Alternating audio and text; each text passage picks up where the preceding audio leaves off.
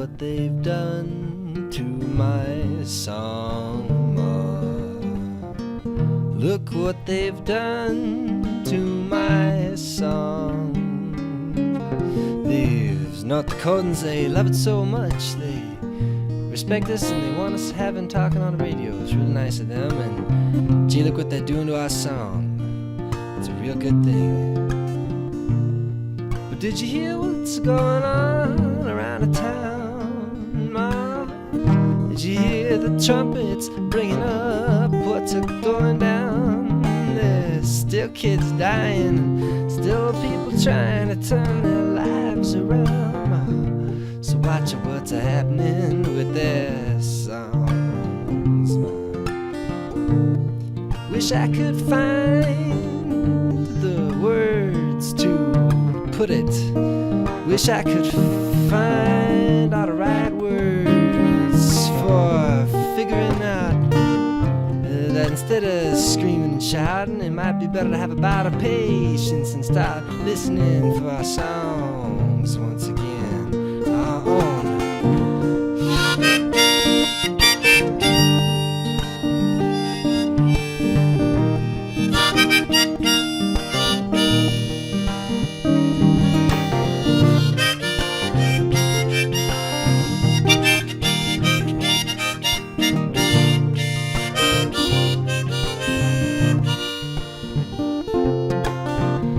Maybe we'll still be okay, Ma. Maybe we'll all get along after all. You know, life ain't easy, it ain't meant to be, but we may be meant to change our ways, Ma. Yeah, I got a feeling we gonna be okay.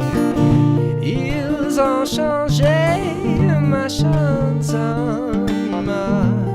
Ils ont changé ma chanson. C'est la seule chose que je peux faire. Et ce n'est pas bon, Ma. Ils ont changé ma chanson.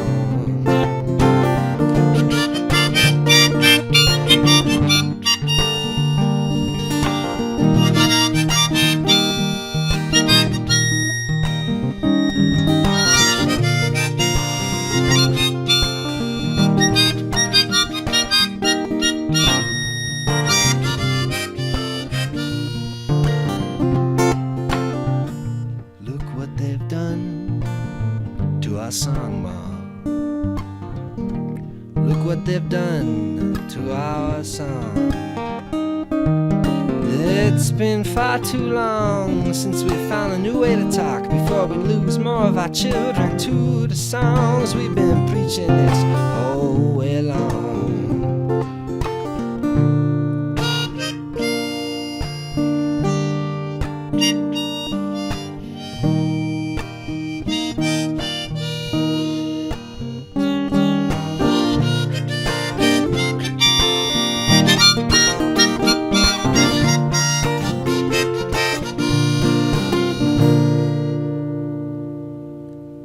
Hello, everybody. Welcome to the Harm Reduction Report. This is your host, Willard TeaBelly, your good G-Funkin' friend, who is on the road currently in a new place. I'm really missing Grand Forks tonight. I'm missing my family. I'm missing the places. I'm missing summer nights from like middle school. More than anything, when it comes down to everything, they were playing night games. That's what I miss.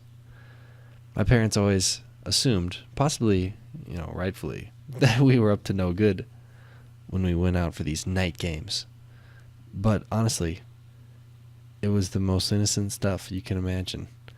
Lovely as can be, and just the most peaceful time of my whole life, probably. We're going to do a lot of fun things on the show today. Well, a few things. Number one, it started out with a song, if you didn't notice that. Thanks for listening.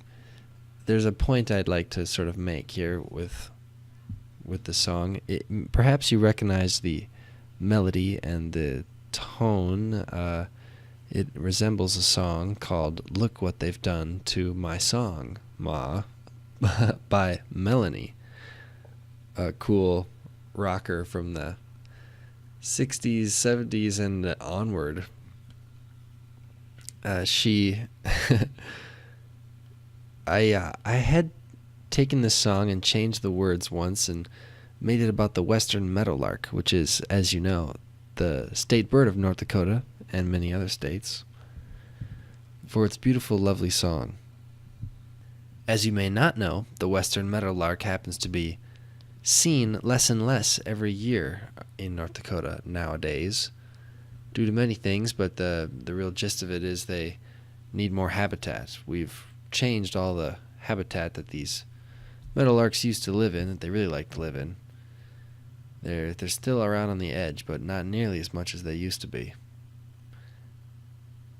And anywho, the point of taking a song and changing the words and making them not necessarily address a new issue, maybe entirely, maybe it's fun to like play the homage so that people know the actual song you're referring to, and they can have that meaning in their mind and maybe an expectation for what you're going to sing. Maybe they'll assume you're going to play the original way, but then you change certain words, or maybe lots of words, in certain ways for a second set of meanings. But then there's also the relationship between these two sets of meanings, which can be a whole another ironic set of meanings in itself. And it's really fun that way. This is what my friends and I at Sandbagger News refer to as the tradition of change. That's like what folk music is all about, and jazz. I mean, I guess I am not like super educated in music history or music theory or anything, but it seems to me music is all about borrowing from things you hear in the world, in the wilderness, and in the world, and creating something new and passing it on and changing it a little bit, and it changes itself in that sense. Big long game of telephone all the way back as far as you can see. Up to right now. And what was I supposed to say? It could be very stressful. I sort of tried here to change the words again and possibly make it sound a little more about harm reduction in this set of lyrics, a set of meanings. In the same way, I'm reminded right now the concept of a natural resource that's disappearing, and that we may be responsible for it, and that whether or not we are so far, wondering if we dare to dream that we think we could play a sensible role in reforming it to health. Whether we're talking about the disappearance of songbirds, which we like and think are cool, compared to the disappearance of our youth, and also just of everyone else. The opioid problem is often talked about as a youth problem. In my own experience, I've known more people to die and suffer from it who happen to be young, but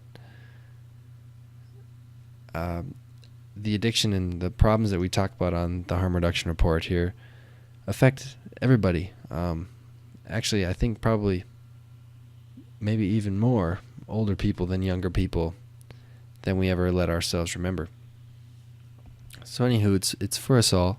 At the very least, I felt like playing it today because I just dug out my harmonicas and got my harmonica rack cooking again, and it's been quite fun. So happy to share that with you, and thank you again.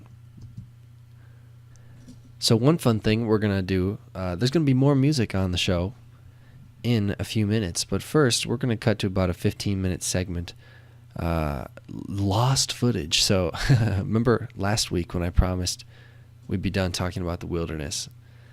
Well, it turns out while I was away, I had recorded an interview between myself and our friend Mad Max, who has co-hosted the show here with us many times over the last year. And Max came out and visited me in the wilderness, actually, and so we recorded an interview together.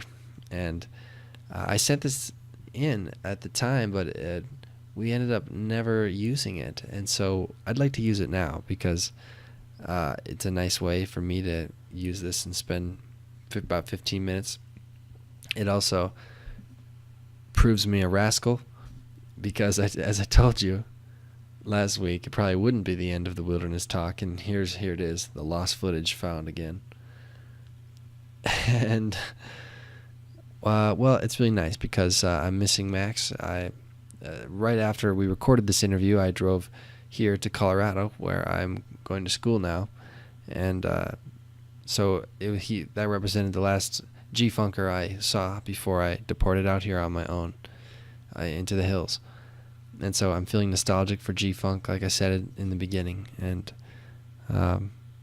it's nice and quiet here, but I'm just trying to remember what the bugs and the birds sound like down by the Red River on the Greenway, or even just the sight of the rabbits in my parents' backyard, or the trains in the distance at night. Well, let's let the thought linger us into the interview between Max and I out in the wilderness, and then we'll come back to some more music and just a little bit of chit-chat before the hour is up. Thanks for being here, everybody. Sandbag on. Hello, Cal. We're going to do the thing, and with you-know-who. Mad Max. It's Mad Max and Willard TeaBelly calling in from the wilderness for the Harm Reduction Report. Thank you, Cal, for including our discussion again this week in the show. Okay, Cal, we're starting over. Round 2. It's round 1. First time. Hello, everybody. It's Willard TeaBelly here with your pal, Mad Max, gang. Not in the gang. And thank you, Cal, for having us on again. We are calling in from the wilderness. I am grateful to have Max here because I haven't seen anybody from home, but Max is one of my all-time best G-Funk friends who I grew up with. And so I've been out here all summer, and this is my last week here, actually. Finally, I will be returning to civilization. But Max decided to come visit right before then. And we're going to continue the conversations we've had on the last few episodes when we've been out here, seeing about how our wilderness experience relates to harm reduction and what can be learned from one and the other. And so, Max, how has your wilderness experience been? You've been here for 2 nights. Mm-hmm. How do you feel? I feel great. I don't know. It's hard to describe, really, you know. There's almost like a spirit of being out in the wilderness. And it's kind of low-key, to be honest, but you just feel really relaxed. Everything's peaceful. And for once, it's kind of like quiet. That's honestly the best thing, in my opinion. Did you experience a lot of wilderness growing up in G-Funk? I did, yeah, because I was like a Boy Scout growing up, you know. Lots camping, so... Where did you do all this camping? Well, I mean, like, we went to a lot of local places in, like, Turtle River State Park in North Dakota, or other places in Minnesota, too. And then, like, I went on one Boundary Waters canoe outpost trip. That one was probably the best one I went on. That was amazing. I don't know. It's really hard to describe as well. I still have not been into the Boundary Waters, but here we're very close to it. We're on a lake that looks like what the Boundary Water lakes look like, as far as I'm told. And it seems it seems like what I thought wilderness should look like. When I think about it, like a real wild forest, I imagine this kind of terrain with the rocks and the cliffs. But, you know, there's no big mountains, but there are big rocks out here. Gigantic. And so many trees and all the water. It's really, really nice. Do you think that was your first real exposure to wilderness? Did you feel like you'd been in wilderness before you went to the Boundary Waters? I mean, growing up, I know there's a few places up by, like, Lake of the Woods, which is also, it's kind of like a northern Minnesota place. And so I've seen it a teeny bit, but until that Boundaries Waters trip, that one was the first one truly without, like, we didn't have boats, it was canoes, you know, we had all the food we brought it with us, backpacked, basically, did a lot of portages, and it basically is a lot more, I don't know, fundamental, maybe. Fundamental. Yeah, like everything you do, well, not everything, but a lot of the stuff turns what usually is kind of a quick, for example, like a quick microwave job to eat some food. Now it takes a while. You got to start a fire, and then you got to cook whatever you're eating, or you eat it cold or whatever. But if you want it like hot food, you got to start a fire. And it kind of makes you a little more patient, I think, because you got to take time to do more everything you do. Just walking up from like the beach to like where your campsite is, or over to other trails and stuff like that. I think about it when I'm filling my water bottle sometimes. Like, I'm walking far sometimes just to go fill up my water bottle. And I do that several times throughout the day. But it's really... it gives me time to think. I've accepted it now and it doesn't bother me. I just find myself making this trip whenever I need to. And now that I've accepted it, it seems like there's power in it. I feel like I drink more water out here too. Yeah. So I'm just, even though the access is harder, I drink more. I don't know what it is about it. Maybe just moving around more, you get thirsty more often. You're able to notice it more. Maybe we're more aware of ourselves out here and our needs and the consequences if we don't fulfill our needs in a healthy way. At home you can get away with it, but out here you might really be in trouble, or just have an uncomfortable, sleepless night. That'd be terrible. It happens. Sometimes, yeah. But generally, it seems to me that wilderness, like we talked about last week on the episode, we sang that Singing Wilderness song, which is nice. The whole Sigurd Olsen story is nice. Usually, except on those nights when you have a really uncomfortable night or the mosquitoes are biting really bad and you get really stressed out at it and you just wish you were out of the wilderness. Right. Usually, there's a healingness feeling that's kind of obvious. There might be a trick into realizing that the bug bites are the good thing too. Earlier when we were talking about this, you were explaining how good you felt about the wilderness and its healing, whatever, and then a bug bit you and you had to say, accept the bugs, and you slapped the bug and it interjected your whole thought. But how do we realize that the bug bites are part of the thing we love too? It's necessary evil.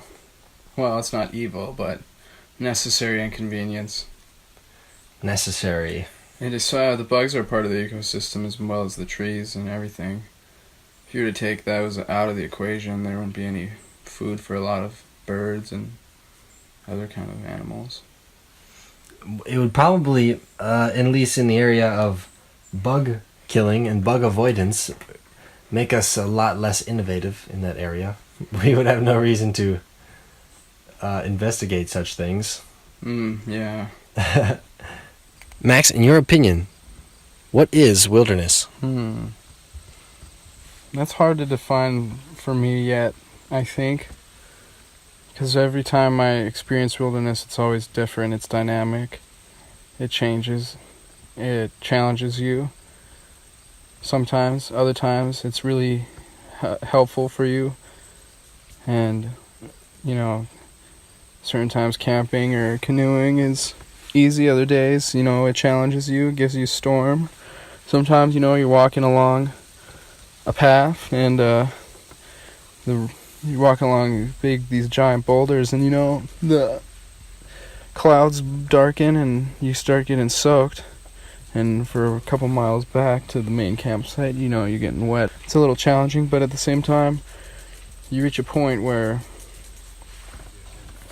it's no longer, it turns from being a challenge of I was dry, now I'm wet, and it turns into more of a I am.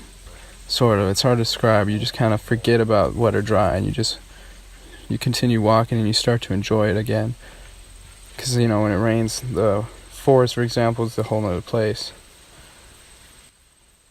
And I kind of started going on there. Well, just yesterday, we were so wet. It became raining on us on our walk back from the lake. And we were completely wet. And we had this thing like, as we were getting wet, it was kind of stressful, becoming wet from dry, wanting to be dry. But then once we were soaked, it didn't matter how much more rain fell at all. And suddenly there was no pressure to try to stay dry.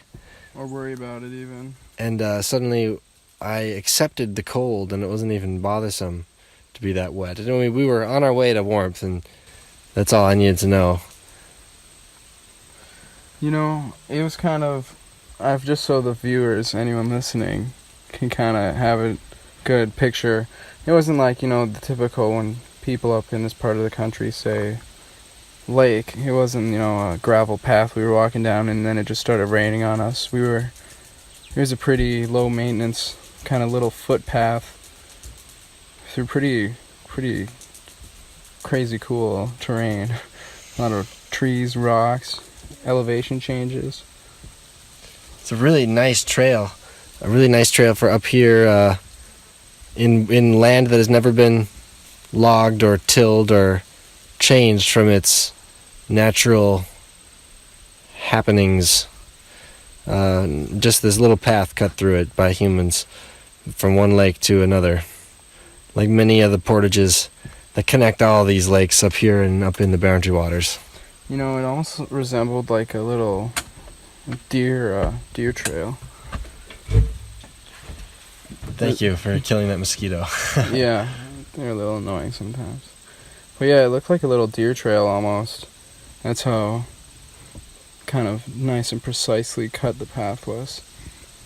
And those big rocks out there, those big boulders that have not moved in about 10,000 years when they were deposited there by the last glaciation, covered with lichen and moss, trees growing out of cracks. Really exciting. I think one of the most important things that I found was being out there, and gladly I left my phone at home because the rain would not have been good for it, but in any case, not having your constant connection to the everything around you and just kind of living in the moment more on these giant boulders and just thinking about these boulders, how massive they are, and I don't know. It just gives a nice, like, peace of mind sometimes when you kind of step back, have your own thoughts, listen to the silence for a little while. It's as if it felt okay to take a breather myself, to truly take a breather. Like the lake was just sitting there breathing. That huge boulder we were sitting on, all the trees, though they were dancing in the wind a little bit, they all looked very firm and calm. And it all made me want to... if you realize, like, it's okay if I am a little calm like that, too. I don't know if there's the healing power of the wilderness somehow, but it's got to have a strange, subtle effect like that, isn't it? I feel like, for me, it's just the stress relief and, like, the kind of, for me at least, sometimes reflection time.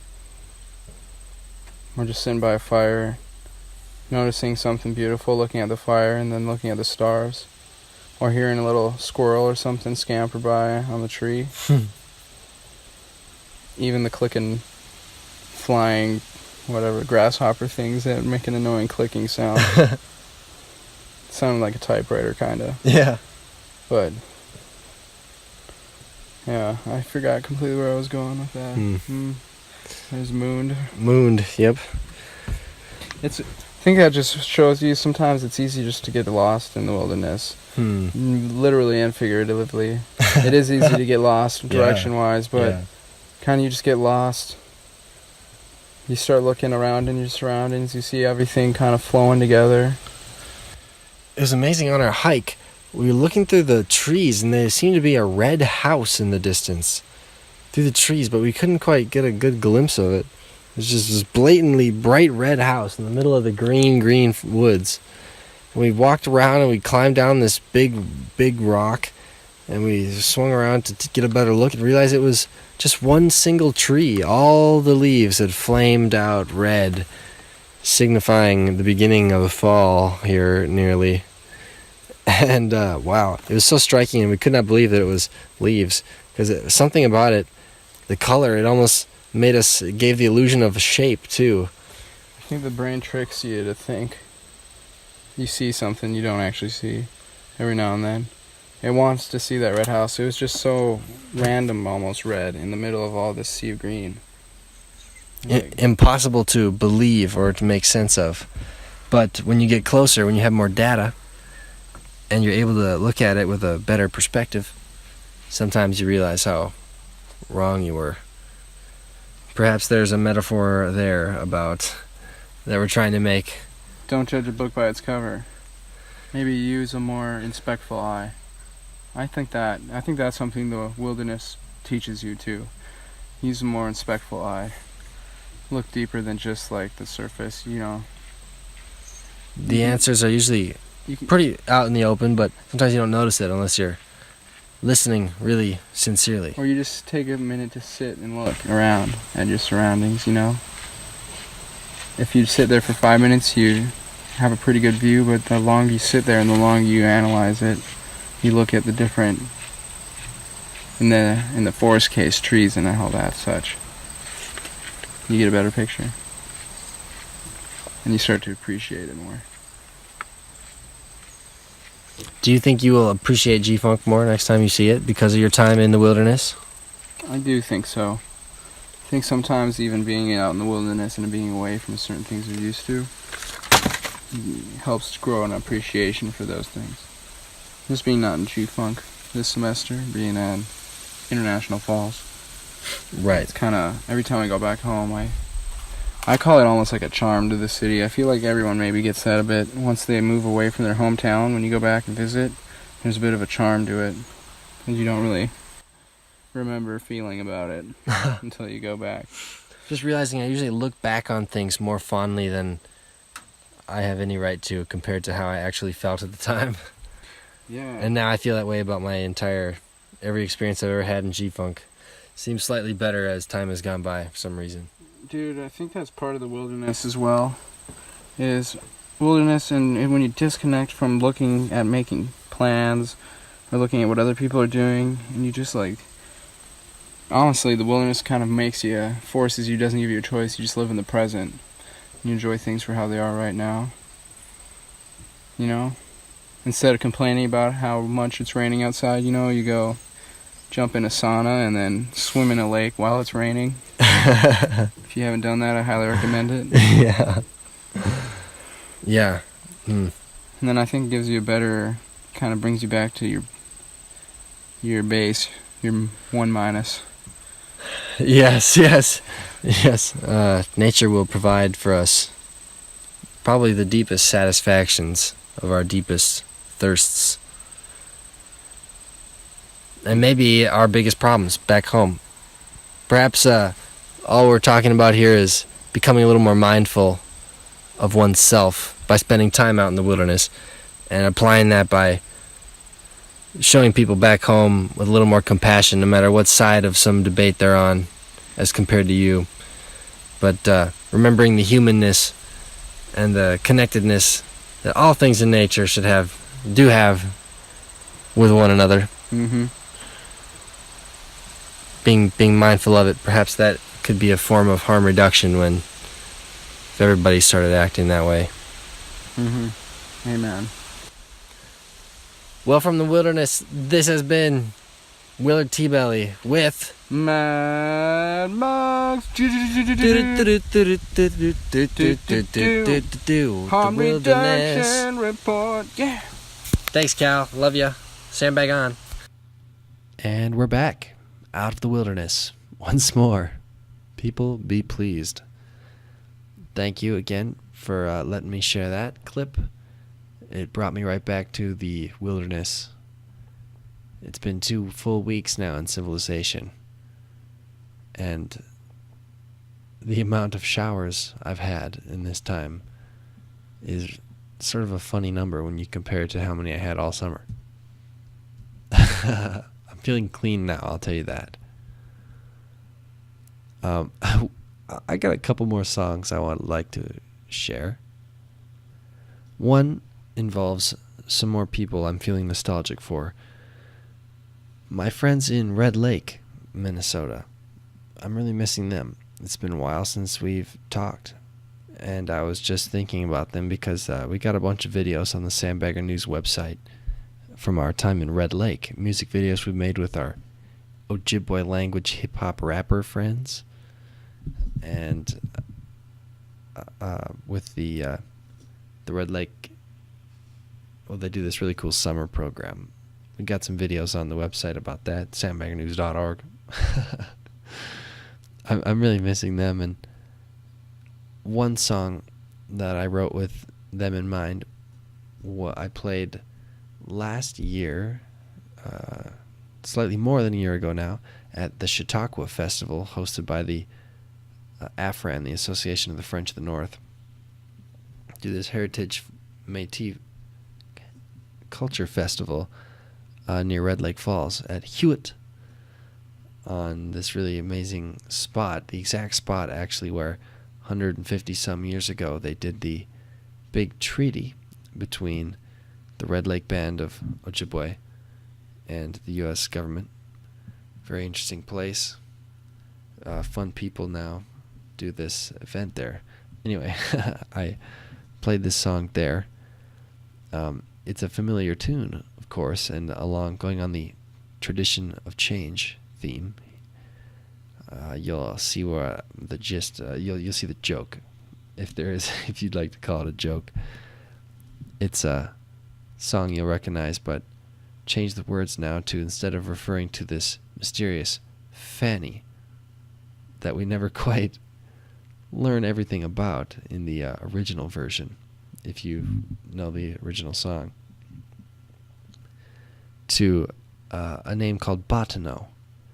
And the name actually belongs to Pierre Bottineau, who was a Métis man. Now, Métis, as you may know, is a whole culture of people whose ancestral roots are a combination between the French voyageur and the Ojibwe indigenous and others. And Pierre was hired as a translator to support the treaty negotiations. He worked between the two delegations translating. So he came up from Minneapolis, as the song will say, with Governor Ramsey, who was sort of leading the treaty charge. It's so interesting because this is at the very time where the Civil War is going on. And Abraham Lincoln was responsible. Well, that's one way of saying it. In 1863, not very long ago, friends, it was the largest mass execution of U.S. citizens in the history of our country.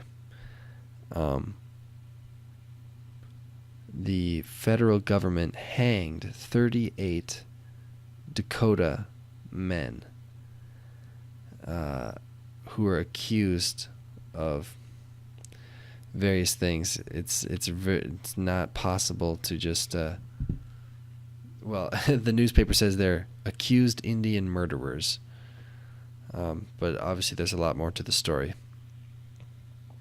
They're all hanged at once, and this represented in my opinion, I'm not a scholar on this. I've just read, mainly I'm pulling some information from my reading a couple years ago of Anton Troyer's book called Warrior Nation. Check it out if you're interested in this at all. Very fascinating. It's all about the history of Red Lake. And it talks about this treaty which happened on this land. And there was a lot at stake at this treaty. And people like Pierre Bottineau, who were so involved, clearly knew that. And later, after this whole thing happened, so Bottineau was an explorer. He was a guide, translator. His family settled very near to the spot where this treaty went down, and he lived there. And I believe at least one of his children are buried there, very near to the spot where the treaty happened. And so this is all just my complete projection, imagining of what he might have been thinking and feeling in a funny sort of language from a song you may recognize, covering here. And I'll play it because the stuff I've done with my friends in Red Lake is all about harm reduction, and this whole treaty is a very interesting different sort of harm reduction story, but one that's sort of interesting and fun. So I'll play a song and we'll go from there.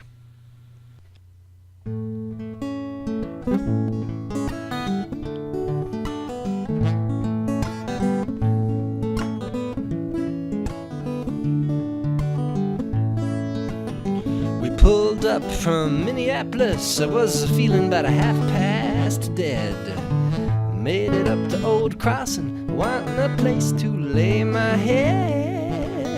Said, hey Ramsey, can you tell me, how's this whole thing really gonna end? He just grinned and shook his head. I said, I bet you already know, my friend. Don't you take a load off about no, take a load for free.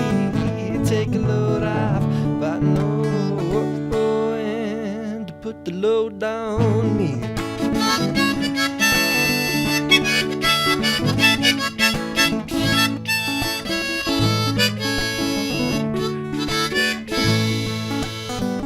People came from all over the place, from the Little Turtle Mountains, from the Great Red Lake, not away from Canada. LMAT didn't even have a say.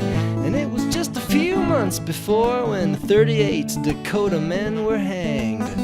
And Lincoln's men who did it sitting saying, you jibways better behave, you're gonna get the same. I take a load off about no, take a load for free. Take a load off about no, and put the load on me.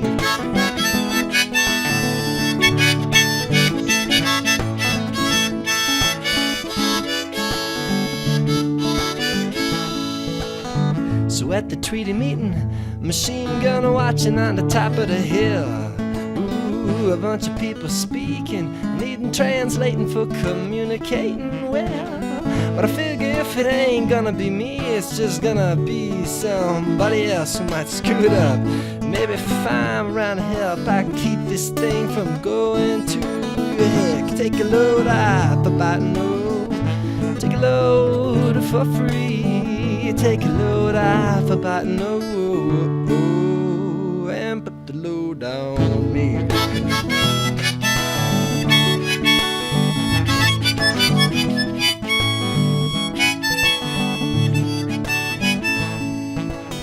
Say the Red River Valley's got the best soil in the world. Yes, sir.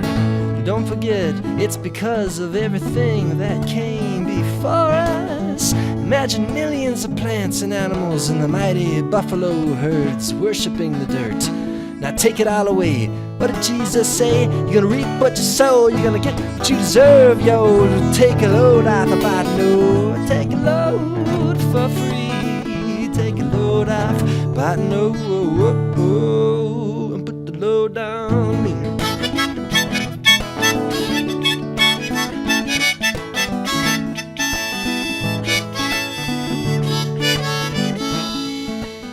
So when the fun was over, I went looking for a place to hide. I really needed some time to settle my soul and make up my mind. What's this mean for my family, for the planet we be living on? The seventh generation's just gotta be, it don't gotta remember me. No, take a load off about no, take a load for free. Take a load off about no, and put the load on me.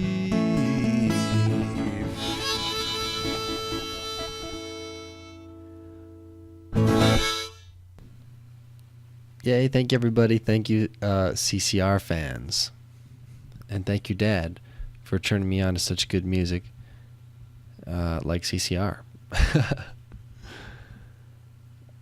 There's one more song I'd like to play before we just wrap up and do a little more chatting. This is another one in the spirit of the tradition of change. I've taken and messed up the words too. This one means lots to me. I just recorded it. It was so it's of course a rip-off on the song Bubbity Bubbity Bubbity Astral Weeks. Astral Weeks by Van Morrison. Yeah. Nice fun song. I really want to play it with like 10 bandmates in like a big epic constantly growing thing, but I do my best with my little harmonica. And the verses, they're pretty subtle. The references probably only I will ever understand, if that, at best. But each verse is basically in reference to something that I've talked about on the show before. I spoke about these seizures I seem to be having, that I used to be having. I have not had them for many months now, and I'm pleased to report that to you all, friends, because I shared the first half of the story, learning about this and getting an MRI and doing all this other weird stuff, and talking about how the whole process was reminding me of a harm reduction sort of mentality. Well, I'm feeling good, and life is really good in that regard still. But I've got this song now, and for each of these moments, I've written sort of a verse, and it's in reference to these extreme moments in our lives where we experience what Alan Watts would call what would he call it? In universal consciousness or something, you know. A big feeling, just a real big feeling. And so that's what this song is, and it's also hopefully just kind of fun.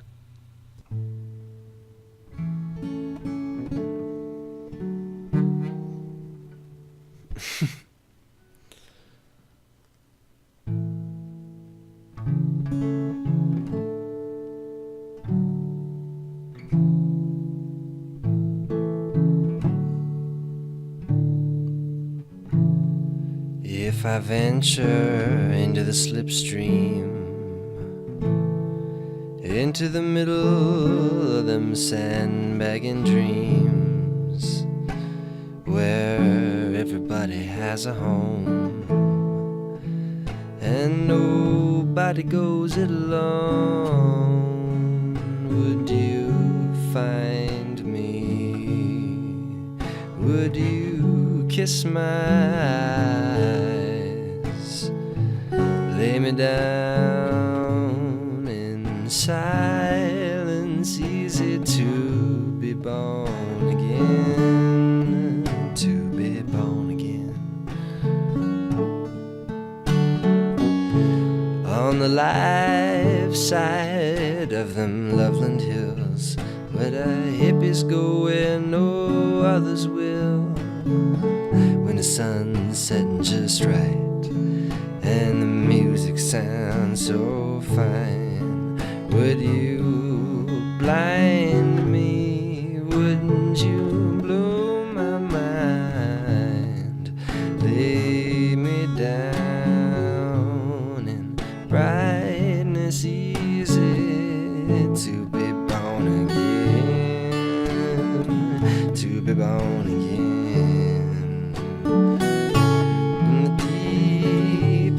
Darkest forest with the ticks and the trees and roses, and all my friends dance with me.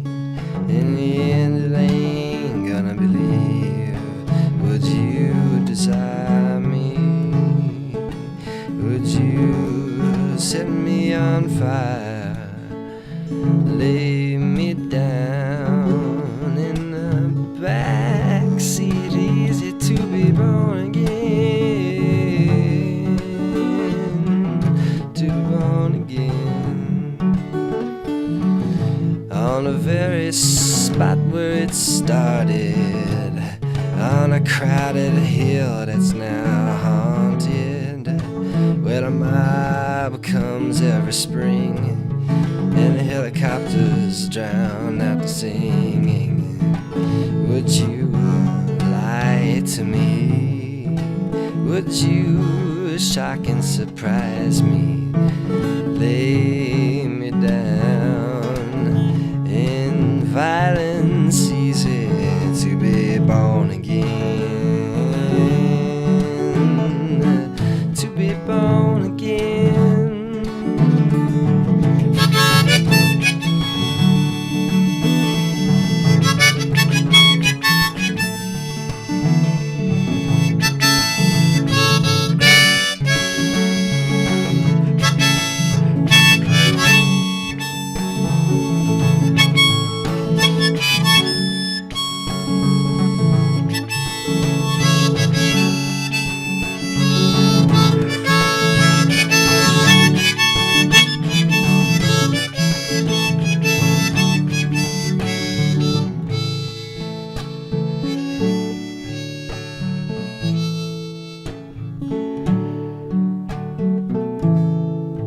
Throwing frisbee in the open, rolling in planetary motion.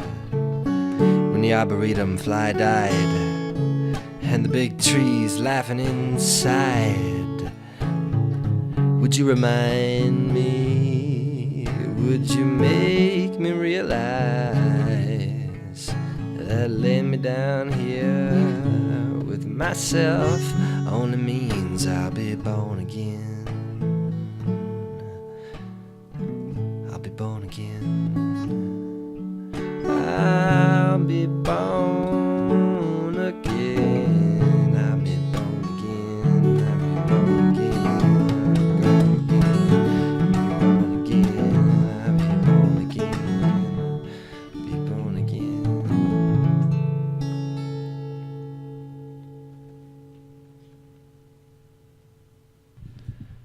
Thanks again, everybody. That was wonderful fun, and I'm honored to get the chance to share it with you. And means a lot to me, just the process of writing it and recording it, and now listening to it again as we're hitting export on the document here. It's a process that brings me very much gratitude, so thank you. And so with the last 10 minutes here, I'd like to chat a little bit more about Sandbagger News, which is our effort that's supporting this here show, the Harm Reduction Report. Cal and I and our friends, we've been talking about this concept for a long time, and I'm doing my best now to create a better website that better explains what we're all about and what we've got to offer and whatnot. And I'm not there, like to a point where I actually feel comfortable with, yep, I've done it. No, but I am confident enough to suggest now, more so, honestly, please check out the website, sandbaggernews.org. Sandbaggernews.com will reroute you to sandbaggernews.org, and that's where it's all at. And this is relevant to the show, I guess, because sort of we've discovered how Sandbagger News operates. So, we've talked about the metaphor a lot. This is how we started our very first episode of the Harm Reduction Report. Cal and I were sitting down by the river talking about sandbagging. And right out his window was where the big sandbag walls had been made along the Red River in 97 as the big flood was happening. And that spirit of sandbagging is everybody comes together, everybody works together, does things that nobody would be able to do on their own without the group there supporting them. And that's what we do. So we got the website now, but now what do we actually do? That's the metaphor, okay. But what we're not actually building sandbag walls. We're doing with the sandbag spirit. What is it we're doing? It's like making videos and music and organizing live events where we bring people together in educational things and hooking in with nonprofits to make some good change. And so on the website now, the second panel down is this page called The Ethics of Sandbagger News. And this is, I envisioned like this really long, intense document that I was going to construct that I would one day call The Ethics of Sandbagger News. But it seems that I have become comfortable with this simple infographic. It's got 4 parts, and the parts are based on the 4 main tenets of the Associated Press and of the Society for Professional Journalists and groups like this. They have 4 main tenets, and I've got each of those 4 written here, but then in an extra little phrase to accompany it to explain how we interpret that here at Sandbagger News. So if you don't mind indulging me, I'd like to read these 4 things. They won't take long. Our 4 ethics. Number 1, seek truth and report it. We support public engagement in democracy. They talked about democracy a lot in my intro journalism class I took in Los Angeles. And, yeah, talking about democracy. Oh, boy. I met Neil deGrasse Tyson, and I interviewed him for the student newspaper right before he did this big speech on campus in Los Angeles my freshman year of college. And I said something like that. I was like, this is actually the first interview I ever conducted with anyone ever was Neil deGrasse Tyson. And I had no idea what I was doing. I didn't even know who Carl Sagan was. And I said something about, oh yeah, we're learning about in my journalism class that journalists were like saving democracy or something. And he's like, yeah, well, that's how it's supposed to be. But look around. Number 2, reduce harm. So this one obviously sounds like it fits with the harm reduction report. Reduce harm is the second tenet of all these journalism societies' codes of ethics. And it says, we say, we promote diversity and celebrate the global well-being. That's just the health of everyone. I just had a wonderful conversation with Max yesterday, and he, got me thinking, what if everybody had all the power they needed, and nobody ever had to worry about food, water, or shelter at all? What would people do with their time? What things could they build? And that got me feeling very good. And so when the global well-being is good, I interpret that personally to mean there are a lot of people who are not simply struggling, suffering to survive. But when the global well-being is high, it's a time where a lot of people get to do that extra stuff, that beautiful, fun stuff you get to do when you got a little extra time on your hands. Number 3, act independently. We act in honor of the scientific method and social ethical responsibility. So in these classes I'm taking right now, we learn there's actually deep journals of theory explaining what social ethical responsibility theory is, and trying to understand why is it some journalists or some people, period, seem to find that they have a responsibility to act socially or ethically in their social society. I'm not sure, but to act independently simply means the scientific method and none but our gut instincts of being good sandbagging human beings to one another is directing our actions, and that's as independent as you can get. Number 4, be accountable and transparent. We create sincerity to share it with everyone. Pass it on. It's so good. So good.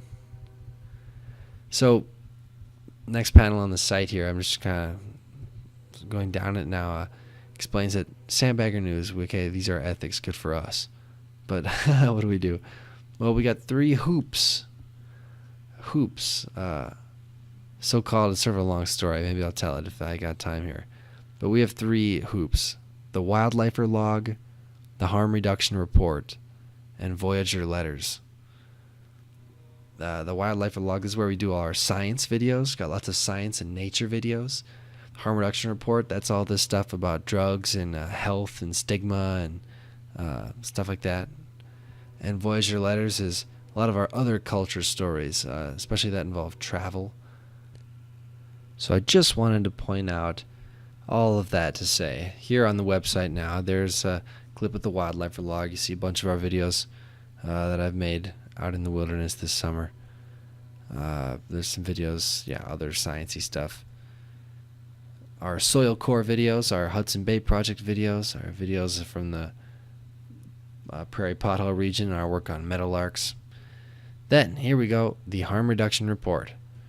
Compassionate action to end stigma and substance abuse. Not bad. Here I've got 4 videos embedded from our YouTube channel, sample of 4 of our episodes. The most recent one from Colorado I did last week. One from a little earlier where we did our Faces of Stigma video. One from my time in California. And one from way back in the day with our original graphic. Check out that graphic. That's a real, it's a frame from a video I took like 4 years ago probably. Out a window of a car. Yeah. That's 2 blades of grass waving in front of it's either the moon or a street light. I think it's a big beautiful moon, but could be a street light. And here I've got our faded video and a reminder of some of the other stuff we do. So all this to say, I am still uploading some backlogged episodes from the last 9 weeks. They will be on the YouTube channel soon, once I get my act together. And very happy again to be here in this role. Honestly, it's kind of an intimidating process. I'm new to this, being on the radio, and I'm nervous, and I want to do a good job because Grand Forks is my home, and I love it, and I want to do well for it. And even though I myself have decided to not be living my everyday in North Dakota, I'm getting my education here in Colorado for a couple years, I want to be involved, and I want to listen, and I want to be engaged in conversation with people back home. So please comment on our stuff and send us messages, and if there's anything we can do to bring people together and you have an idea how we can do that, please let us know. That's what we're all about. So I'll upload this eventually on the UND Psychedelic Club Facebook page, Sandbagger News YouTube channel, and links to all that stuff on sandbaggernews.org. And then, of course, listen on KEQQradio.com. Sandbag on.